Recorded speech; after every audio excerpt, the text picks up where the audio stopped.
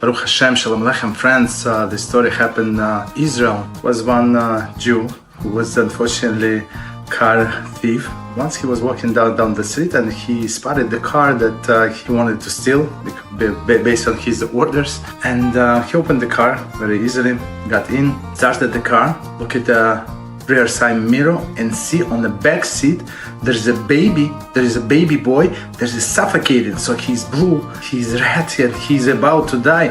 So this Jew was like in shock, and of course there was no time to call for help. And what did he do? He drove very fast to the hospital, tzaddik, right? And he comes to the hospital, stormed into emergency room and said, "I have a child who is dying." Of course they took the child very fast. Nurses ran inside, and after some time, after an hour passed, so a nurse comes out and said, "Baruch Hashem, you do not